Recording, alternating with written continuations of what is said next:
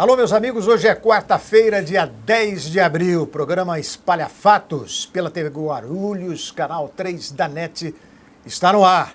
E não apenas pela TV Guarulhos, canal 3 da NET, nós estamos também nas redes sociais, Facebook, enfim. E pelo YouTube da Espalha Fatos, você vai ter condições de, inclusive, acompanhar os programas já exibidos aqui pela TV Guarulhos. Muito bem, e como sempre eu tenho o prazer de apresentar meu companheiro, não é? Aqui do Espalha Fatos, o jornalista guarulhense com orgulho e por excelência, Sérgio Lessa. Qual é a pauta, Lessa? Olá, irmão, olá você, meu amigo, minha amiga, telespectadores inteligentes que escolheram estar conosco aqui ao vivo, pelo canal 3 da NET, também pela Vivo Fibra, canal 508 HD, e mais uma vez trazendo os assuntos importantes da cidade de Guarulhos. Essa sempre será a nossa pauta, e uma pauta hoje bastante especial, irmão. O nosso convidado aqui já está conosco ao nosso lado, o prefeito de Guarulhos, Gustavo Henrique Costa, o Guti. Bem-vindo, Guti. Obrigado pela presença. Bom, Lessa, muito obrigado pelo convite, falar ao vivo com o cidadão guarulhense. Quero cumprimentar aqui também o irmão Henning, esse cara que é uma referência no jornalismo brasileiro. Enfim, é uma honra estar ao seu lado também aqui e poder falar um pouquinho sobre a cidade, né? Nesse horário de almoço, pegar a galera aí. Eu estava aqui me lembrando rapidamente, meu primeiro mandato de vereador, acho que nos primeiros meses, você me convidou para ir ao seu programa, e aí eu falei, pô, é um grande orgulho estar aqui. Na verdade, eu assisti ao seu programa, eu ganhei para vereador, eu tinha 22, 23 anos. Verdade. E aí eu falei, pô, eu assistia os vereadores vindo dar entrevista aqui, eu sempre sonhei em estar aqui, podendo falar minha visão, o meu pensamento de cidade, as minhas ideias. E, pô, hoje, bem legal, você com o programa apresentando ao lado desse monstro sagrado aqui de Guarulhos, e podendo falar em minha visão enquanto prefeito, o que a gente já avançou, o que a gente não conseguiu avançar, quais são as nossas prioridades, enfim, tudo que vocês estão aí preparados para perguntar e para mostrar para o cidadão guarulhense. O senhor mostra que começou muito cedo, não é? Essa vocação de político começou quando? No colégio, tempo de estudante? Eu sempre gostei muito de política, porque eu não lembro como, mas alguém me ensinou. Aconteceu. E não foi do meu pai, porque meu pai é como a maioria dos brasileiros. É cético com política. E funcionário público. Você é filho de funcionário público, eu sei disso. Ele aposentou faz alguns anos, delegado federal. Minha mãe também foi professora pública, da rede pública. Enfim, então, eu não sei de onde veio isso, mas desde criança me ensinaram que para fazer a diferença, você poderia fazer se você entrasse na política, porque você conseguiria fazer a diferença para muita gente, né? E hoje é prefeito de uma das maiores e mais importantes cidades do Brasil. Aproveitando, e está conseguindo? Não, aí é que está, é o que eu queria perguntar, Lessa. Você tirou da minha boca. Você está feliz, prefeito? Pô, com certeza eu estou feliz. Primeiro que é uma honra para poucos, todos que almejam, poucos conseguem chegar a prefeito de uma grande cidade. Então, primeiro é uma honra para mim poder representar 1.400.000 pessoas. Segundo que eu tenho certeza que isso foi Deus que abriu esse caminho, eu tenho certeza que nada acontece sem a permissão dele. Então, você tem que ser feliz, né? A pergunta do Lessa era mais objetiva, né? Você está feliz com o que você realizou nesses 2 anos caminhando para o terceiro ano. Quem sonha em ser político almeja melhorias para a população. O que você acha? Com todas as dificuldades, né? Porque a gente sabe que assumir uma prefeitura, né, irmão, com uma dívida de 7,5 bi, que a gente estava até falando outro dia, que chega a ser maior do que algumas capitais. Como é que está lidando com isso, gente? Bom, Lessa, primeiro a gente tem que assuntar a população de maneira geral, principalmente aqueles que não acompanham o dia a dia da prefeitura. Mas em 2017, quando eu assumi, 1º de janeiro de 2017, a gente imaginava, e eu, vereador, a gente imaginava que a dívida era uma. E a dívida era quase o dobro do que o que a gente imaginava, que é o que vinham os relatórios para nós, enfim. E a boa notícia é que desse total dessa dívida, mais de 50% a gente conseguiu pagar, né? A gente conseguiu se livrar dela, ou por pagamentos puros e simples. Negociou a dívida também? Também, ou, por exemplo, precatórios. A gente conseguiu pagar uma boa parte de precatórios.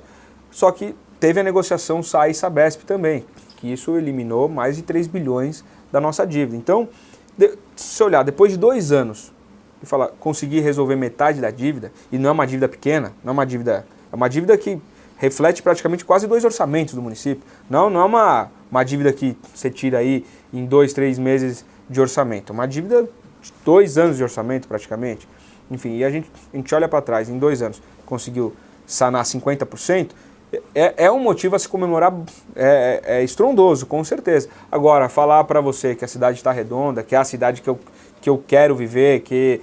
Não, falta muita coisa, e é por isso que eu trabalho 16, tem vezes até chega a 18 horas por dia. É isso que eu ia falar, a população, ela ouve que a dívida foi diminuída pela metade, mas para ela não quer saber, ela quer saber de Então, cidade sem buraco, limpa, saúde, educação. Eu iria para as maiores dificuldades dele momentaneamente, mas com essa história de dívida, me ocorre aquela pergunta. O senhor não pretende responsabilizar as responsabilidades, não pretende chamar a razão, por que isso acontece, de onde sabe, porque eu sei que o senhor é cobrado, não é? No sentido de mostrar, de apontar onde foi o grande erro, Sim. onde aconteceu. Bom, irmão, antes de chegar na resposta objetiva, me permita só fazer um arrazoado rápido aqui. Então, quando a gente chegou, uma dívida enorme, aí é normal. Como a maioria dos brasileiros, quando tem uma grande dívida, ele tem que pensar o que é prioridade. Você quer fazer tudo. Dentro da sua casa, você tem uma grande dívida, você quer fazer tudo. Você quer alimentar bem suas crianças, você quer vestir bem elas, você quer comprar uma TV, uma geladeira nova, você quer fazer um novo quartinho. Só que você não tem orçamento para isso. Você tem uma grande dívida. Então, a prioridade é alimentar. A prioridade é vestir bem as crianças para não passar. E não achar os culpados pela dívida. Primeiro de tudo, não, vou chegar lá. Primeiro de tudo é isso. E aí a gente dividiu o mandato em 2 fases. Primeiro biênio e segundo biênio. Dado o tamanho da nossa dívida, dado essa encrenca enorme financeira que a gente herdou. Então, o primeiro biênio, primeira metade do mandato, vamos concentrar em pagar a dívida, vamos ver como que a gente faz, quais são as negociações que a gente pode fazer, que pode resolver, tal. E são coisas que demoram, né? A administração pública é muito mais vagarosa por todos os controles externos que ela tem do que na sua vida privada. É natural, porque você está gerindo o dinheiro público. Então, precisa ter os controles externos e os internos. Então, tudo depende de parecer de procurador, tem coisas que precisam de licitação. O Ministério Público está aí atento. Ministério Público, Tribunal de Contas, e é o certo, porque a gente está lidando com o dinheiro público. Então, a gente se concentrou muito em conseguir avançar nesse problema de dívida, porque a cidade estava com o nome sujo, é bom que se lembre disso. A gente demorou quase 1 ano para limpar o nome, e você só limpa o nome, e quem tem o nome sujo sabe disso, é a mesma coisa. Você só limpa o nome quando você parcela e começa a pagar. Essa expressão é ruim, né? Cidade com nome sujo. Quem é guarulhense sente isso. É ruim, sente mesmo. É muito ruim. Então, a gente se concentrou, montamos um time bacana e começamos a pagar o que a gente parcelou da dívida. Depois de 9, 10 meses do primeiro ano de mandato, a gente conseguiu ter o nome da cidade limpo. E não era só a cidade, na ocasião era o SAAI, né, que é a administração indireta, Proguaru, administração indireta, e a própria prefeitura. Então a gente conseguiu resolver o nome dos 3 entes municipais depois de 10 meses. Então foi tudo uma estratégia. Agora, esse próximo biênio é um biênio onde as pessoas vão sentir mais a presença do poder público, porque a gente vai conseguir atuar mais. A gente fez uma gestão enxuta, eu reduzi de 32 secretarias para 20 secretarias, eu reduzi aproximadamente 40% do número de comissionados, a gente reduziu em mais de 50% o número de aluguéis que a prefeitura tem, enfim. Então a gente fez um enxugamento. Só que quando você fala em economizar milhões e devendo bilhões, essa economia não é rápida, ela não se encontra rápido. Então é tudo dia após dia. Mas aí, chegando diretamente na sua questão, os responsáveis. Nós já encaminhamos, e aí até faço aqui uma gestão dentro do Espalha Fatos, que é um belíssimo programa, e parabéns a vocês mais uma vez, mas o ideal seria o Ayrton Trevisan comentar um pouco melhor sobre isso. O que eu posso falar é que ajuizamos algumas ações de improbidade contra as administrações anteriores, né? E aí ele pode tecer um pouco mais claramente sobre o que é isso, quais são essas ações. Eu concordo com o senhor quando diz que a prioridade é fazer, é mostrar, mas não o passado. Não. O senhor falou aí em equipe, mas e então ocorreu confirma, a pergunta. Só uma parte, então você confirma que Isso existe. Existe essa indicação ao Judiciário, ao Ministério Público, dos problemas que o senhor achou que não... Algumas improbidades foram encaminhadas pela própria Procuradoria do Município, Secretaria de Justiça, que aí eu até fiz uma provocação de brincadeira aqui, mas seria legal vocês trazerem o secretário Ayrton Trevisan de Justiça, ou até mesmo o Procurador-Geral. E temos também a nossa Controladoria, os nossos procedimentos internos, onde nós instauramos muitas sindicâncias, porque também não podemos ser levianos, né? Eu acho que aconteceu isso. Não, primeiro você tem que ter algo robusto para depois talvez oferecer politicamente também não seja interessante, mas o senhor falou aí em equipe, não é? Falou no secretário, enfim. O pessoal acredita que o senhor muda muito, a sua equipe, não é, mexe muito no seu secretariado. A que o senhor atribui? Bom, na verdade, não é que a gente muda muito. Na verdade, a gente faz o que tem que ser feito. Primeiro, a gente percebe, e isso da política antiga, que é aquele negócio, era feudo. Então, se negociava participações em prefeitura, ó. Então, esse partido tem isso, aquele partido tem aquilo, aquela secretaria daquele outro grupo político. Toma lá da cá essa história também? E aí fica aquele negócio que fica feudos dentro de uma própria prefeitura. E a gente não tem isso, né? O que eu peço é comprometimento integral de todo o meu time. Os vereadores participam encaminhando, olha, o meu secretário é esse nome vai para não sei... Como é que é essa relação? A relação com a Câmara é muito boa, mas só finalizando a primeira, enfim. Então, o nosso time, quando ele dá resultado, ele permanece. Se não dá resultado, a gente troca. E tem também aqueles... O senhor admite que tem trocado muito, não? Não, quando não dá resultado, eu troco. Eu não tenho problema com isso. Eu acho que o problema maior é não dar o resultado para a população. Esse é o problema. Agora, se você trocar para buscar a excelência, para buscar o resultado, eu não vejo problema nisso. E quando a gente indica os secretários, é óbvio que você quer um secretário que vá até o final, tal, mas tem secretários também que até estão atingindo os resultados. Mas, como eu trouxe muita gente de fora da área da administração pública, muita gente da área privada, né, indústria e tal, não se adaptaram à administração pública, porque aquilo que a gente falou no início, às vezes é muito moroso, você precisa de parecer daquilo outro, consulta ali, aí o Tribunal de Contas trava, aí o cara passa 6, 8 meses, não conseguiu dar o resultado que ele quer, e ele está acostumado com a administração de empresas, né, ali, isso aqui eu teria feito, isso aqui não deu. Ele tem que fazer um memorando para isso. O cara se frustra, ele fala, não, isso acaba se frustrando. Então, a gente tem N ocasiões, pessoas que realmente não deram resultado e pessoas que deram resultado, mas não quiseram ficar. E outras até com questões pessoais que, né, acontecem na vida da gente. Então, mas hoje eu acredito que a gente tem um time muito mais redondo. Hoje nós temos aí 2 ex-secretários de Estado aqui no município, ajudando a gente, que é o secretário de Esporte e também o secretário de Habitação. Tem os que estão conosco desde o início, obviamente que já estão muito mais bem capacitados. Guarulhos corresponde ou você tem que buscar fora? A gente tem de tudo, né? Lógico que... O ideal seria gente daqui. O grande número é de Guarulhos, mas é óbvio que também... Se precisar de um especialista... Por exemplo, eu vou citar aqui o Silvio Figueiredo, secretário de Habitação.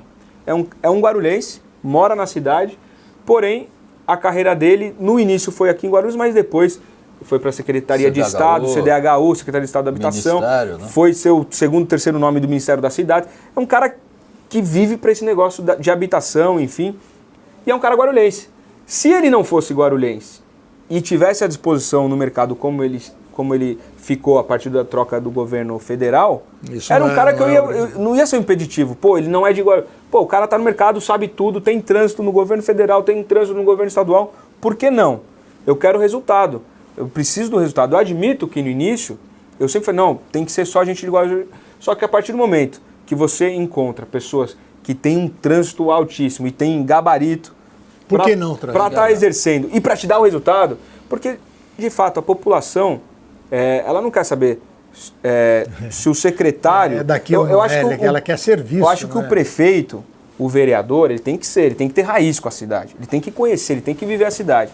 Agora, o assessor do vereador, lógico que o cara não pode morar em Ribeirão Preto, por exemplo, 400, 300 quilômetros, não tem como ele vir trabalhar, mas o cara mora na capital, ele mora numa cidade do lado, 10 quilômetros, 15, que ele chega na hora, cumpre a jornada de trabalho dele, acho que isso é o suficiente, o cara tem que dar o resultado. Agora, Isso não se aplica, na minha visão, para quem vai ter mandato, quem a população vai lá e vai votar. Porque o cara tem que ter um vínculo com a cidade.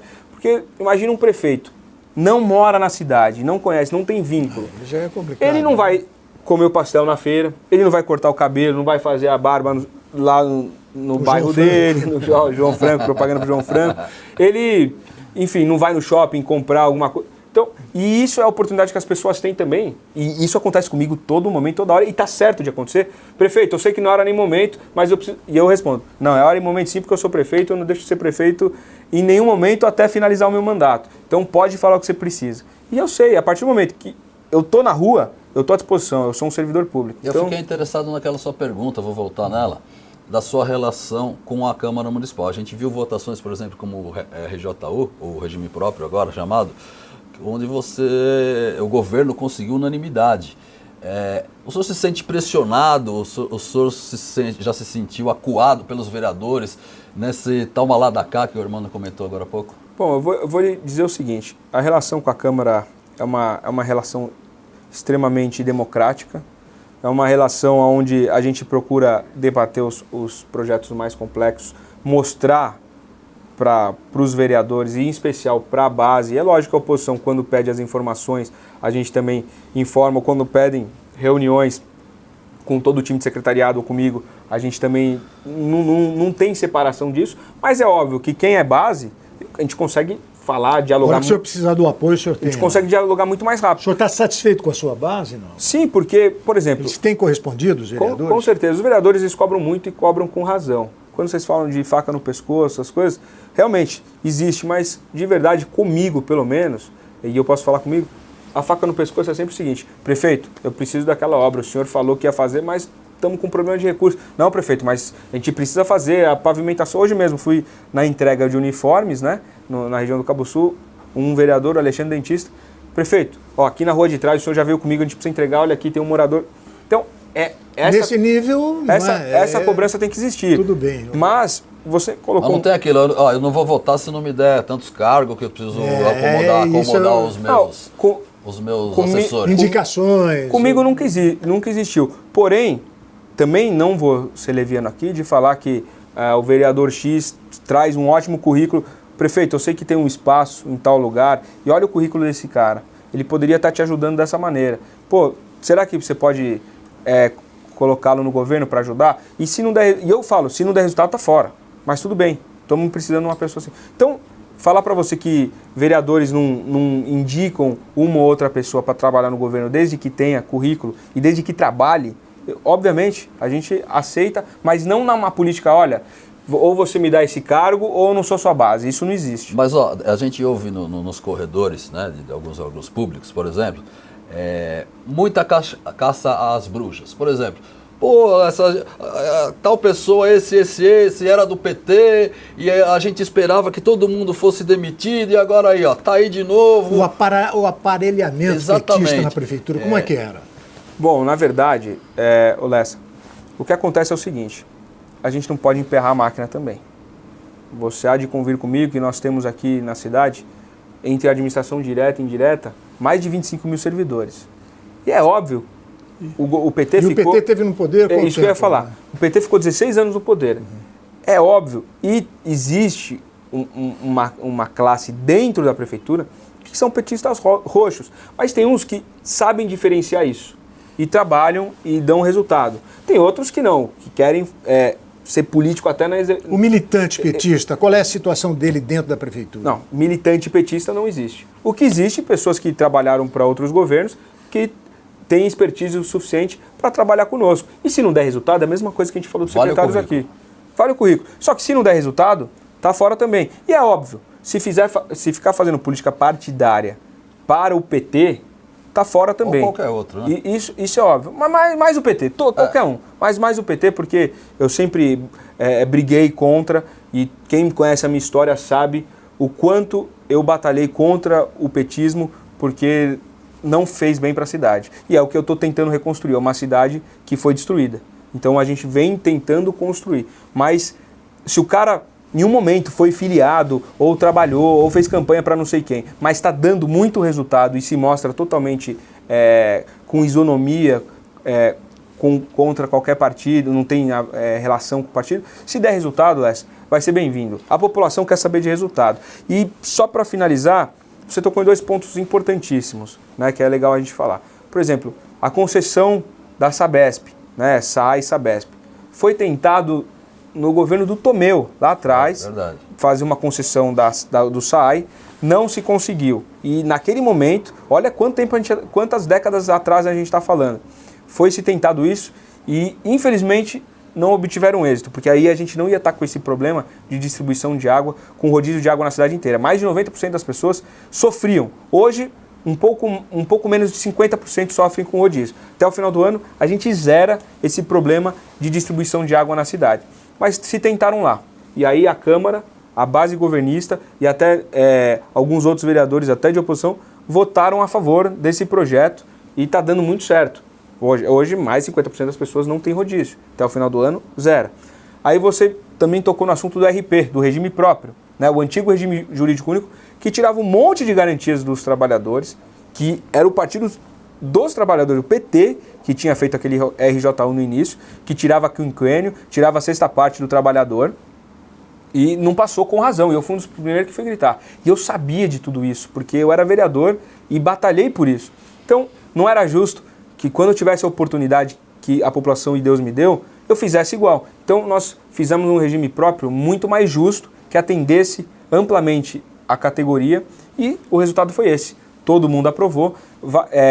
Para o servidor, de maneira geral, vai ser melhor, vai ser bem melhor.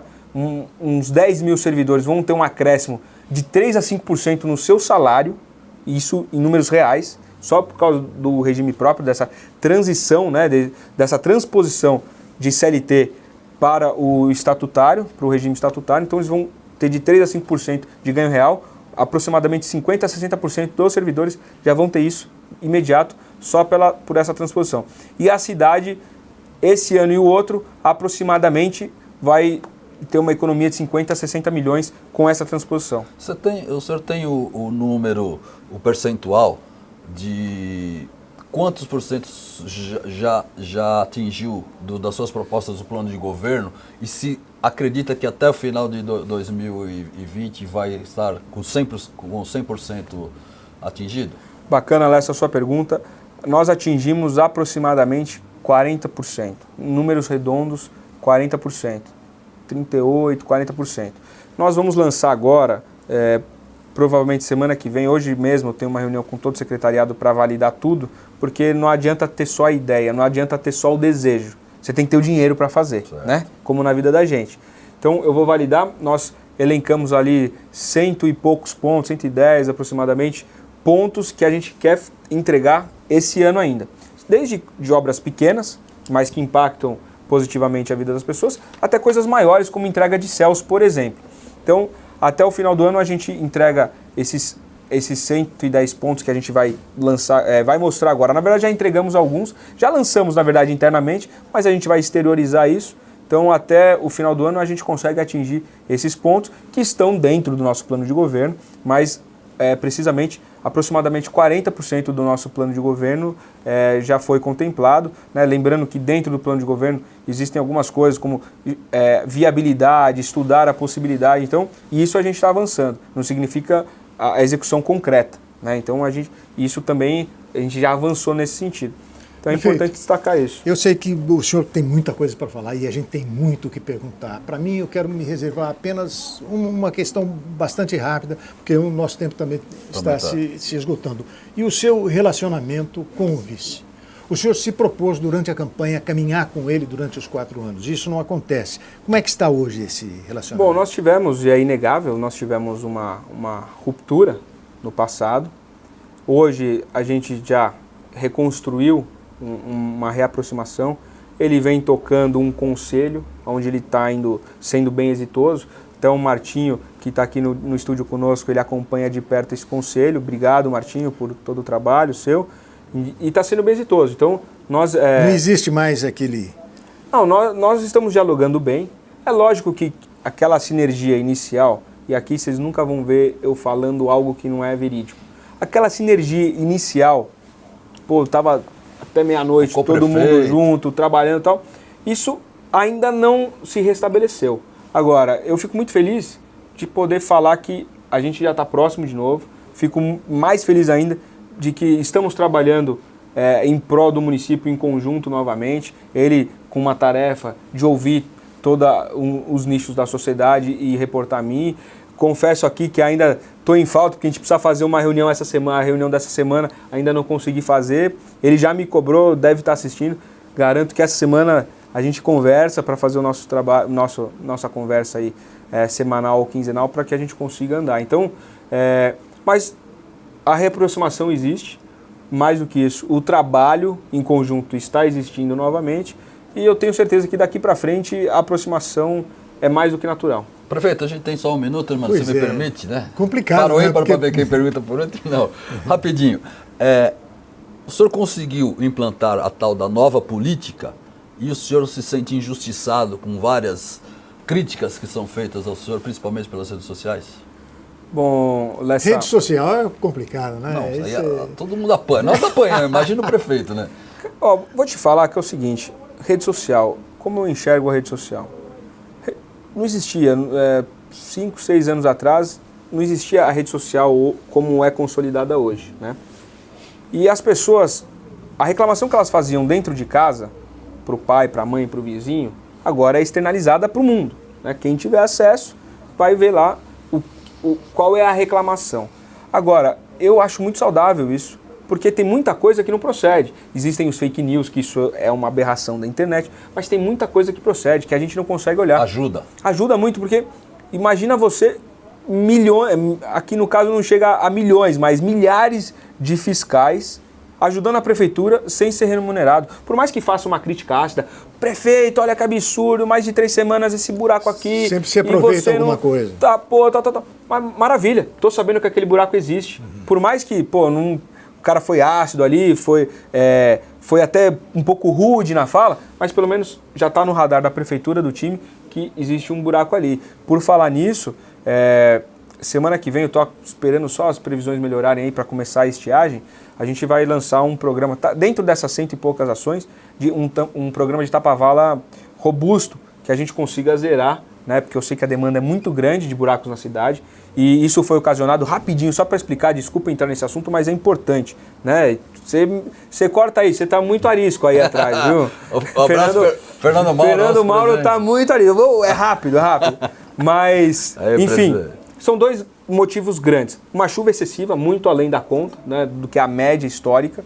Isso faz com que abra muito o nosso asfalto. E também tem a Sabesp que está chegando, trocando toda a tubulação e injetando mais água no município. E isso faz com que tenha mais vazamentos e abram mais buracos. Então, a cidade tem muito mais buraco, mas semana que vem a gente lança esse programa Tapa-Valas e acreditamos que depois do lançamento, em 90 dias, a gente consiga regularizar o tapa-valas na cidade, ou seja, acabar com essa enorme demanda que a gente tem. Falar para você que em 90 dias não vai existir mais nenhum buraco na cidade, não tem como, porque a gente tapa 100, nasce mais 5, mais 6, dependendo da chuva e tudo mais. Então não tem como eu garantir isso, mas que vai ter um programa linear que vai conseguir absorver muito dessa demanda e com um cronograma onde as pessoas, hoje o time está no Bom Sucesso, hoje está no Cabo Sul. Então as pessoas vão entender e vão ver as coisas sendo executadas. E para isso eu reservei aproximadamente de 8 a 10 milhões, né, que a gente não tem, que a gente vai tirar da cartola para conseguir fazer isso. E está reservando também o último ano de mandato, como é comum entre os prefeitos, para ajudá-lo na reeleição, prefeito? Bom, a gente tem o cronograma que eu lhe falei. Os 2 primeiros anos era para pagar a conta, para arrumar. Tem bala na agulha para enfrentar aí os últimos 12 meses? A gente está tentando recuperar o máximo que a gente consegue a nossa economia, o nosso orçamento, né? Mas os índices econômicos não estão muito favoráveis ainda para o Brasil, e Guarulhos não é diferente. Os impostos municipais, a gente, por mais eficiência na arrecadação e também pelo congelamento do IPTU, que hoje o cidadão paga o mesmo IPTU de 2017, ele paga esse ano, mas tanto o IPTU e o ISS, a gente teve um incremento nele, entre 18% falando do ISS aqui, IPTU não vou arriscar, mas a gente teve um incremento. Agora, os impostos, por exemplo, estaduais, como IPVA e ICMS, despencaram muito. O município participa aí? Do nosso bolo orçamentário, para você que está em casa, o nosso bolo orçamentário ele é composto por todos os impostos, os municipais, estaduais e os repasses federais. O grosso, a maior parte do nosso bolo orçamentário, da nossa receita, vem do ICMS. Essa é a maior fatia. E ela despencou, então isso atrapalha muito. Então, para vocês terem uma noção, a nossa LOA, que é a Lei de Orçamento Anual, a lei do nosso orçamento, ela previa 4,6% do nosso orçamento.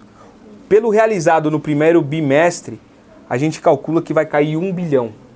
Isso puxado pelo ICM e IPVA. Então, a gente já está estudando, hoje tem reunião com todo o secretário, para ver quais os cortes que dá para ser feito, que não vai impactar negativamente. Enfim, é um exercício maluco que a gente vai ter que fazer, mas é um impacto provável aí de menos 1 bilhão no nosso orçamento, de 4,6%. Rapidinho, e com o aval do nosso presidente, Fernando Mauro. Última pergunta, certo, presidente? Posso entrar ao vivo? Pode ver, claro. Pô, você o problema é o microfone que vai falar. Me permitam aqui entrar no programa de vocês ao vivo. Bem-vindo, né? Mas eu queria fazer uma pergunta, se vocês me permitem, né?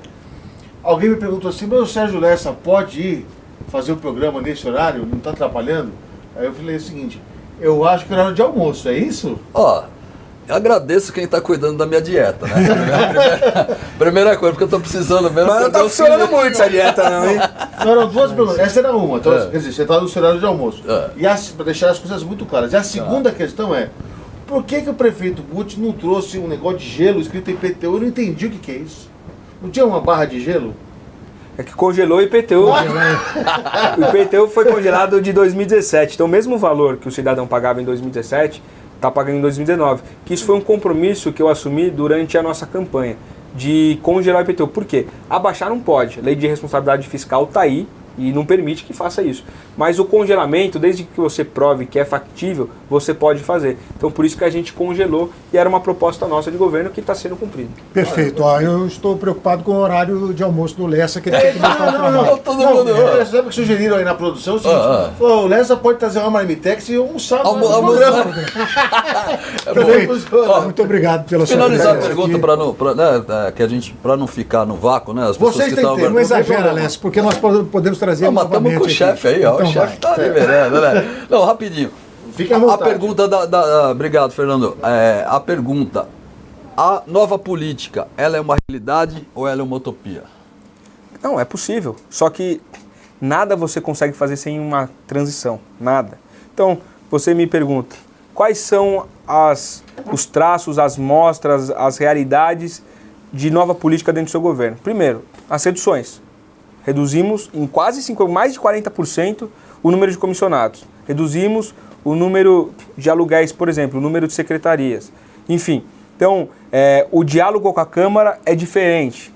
Enfim, a nova política está sendo implementada. Agora, dizer para ti que ela é trocar um chip, não dá. Bolsonaro está implementando. E olha o quanto o presidente, né?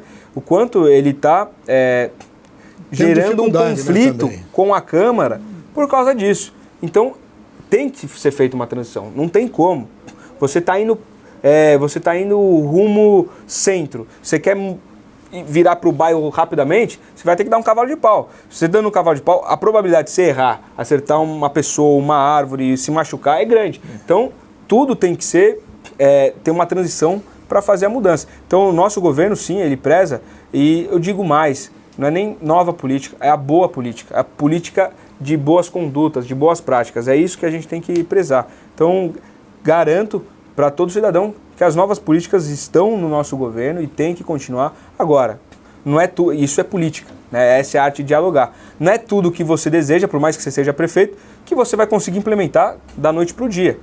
Com a base de muito diálogo e no poder de convencimento e persuasão. Não tem como.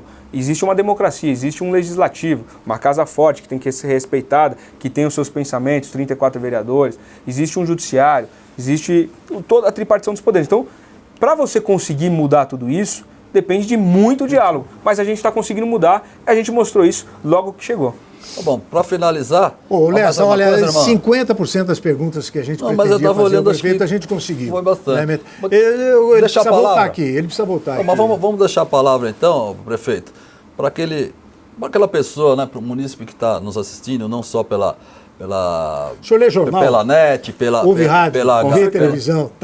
pela Vivo. Pois é, e fica quanto tempo por dia nas redes sociais? Pô, O Bolsonaro disse que fica meia hora, o nosso presidente. nas redes eu vou te dizer que eu não fico muito.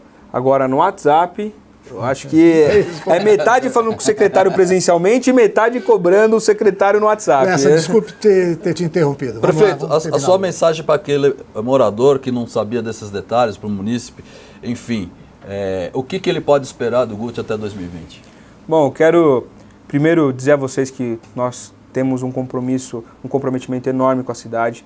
Estamos fazendo o nosso melhor, trabalhando muito. A situação que a gente herdou não é fácil, mas eu não reclamo dela, né? Eu agradeço a Deus por essa oportunidade, agradeço ao cidadão guarulhense por essa oportunidade e dizer para vocês que até o último dia de 2020, se Deus me permitir, eu vou estar trabalhando no mesmo ritmo, com a mesma vontade, para entregar uma cidade muito melhor. Eu sei que eu não vou entregar, isso eu falo em todos os lugares que eu vou, irmão. Eu sei que eu não vou entregar a cidade dos meus sonhos, a cidade dos sonhos dos guarulhenses. Mas o senhor vai continuar, vai se reeleger, mas está empenhado na reeleição, tá? Se Deus quiser, mas vamos trabalhar. Esse é o segundo plano. Eu tenho o compromisso de, até 2020, entregar uma cidade muito melhor que eu peguei em 2017. Né? Eu queria entregar uma cidade fantástica, queria entregar uma Luxemburgo, uma Suíça, mas, né, porque são bem avaliados em serviços públicos. Mas ainda não é a nossa realidade, porque é uma cidade que ainda tem problemas, como eu disse, do século passado de esgoto, é uma cidade que não consegue universalizar a distribuição de água, então a gente tem muitos problemas estruturantes a se vencer. Mas garanto a todo cidadão guarulhense, do que a gente herdou em 2017 ao que a gente vai entregar em 2020, vai ser muito melhor. Agora, vou batalhar muito para conseguir entregar o máximo que eu puder, isso vocês podem ter certeza. E se Deus permitir que eu volte, né, por mais 4 anos, a gente vai fazer o nosso melhor também. Mas aí está na mão dele e na mão do cidadão guarulhense. Prefeito, obrigado pela presença, irmão. Agradecer aí a direção da emissora, principalmente a equipe técnica, que hoje nós deixamos eles com os cabelos bem, né, em pés, né? Um abraço aí. Posso encerrar? Por favor, irmão. Amanhã você vem? Se Deus quiser. Muito obrigado, ouvintes. E telespectadores, é claro. Voltamos amanhã exatamente ao meio-dia com mais uma edição de Espalha Fatos. Muito obrigado a você e até lá. Obrigado.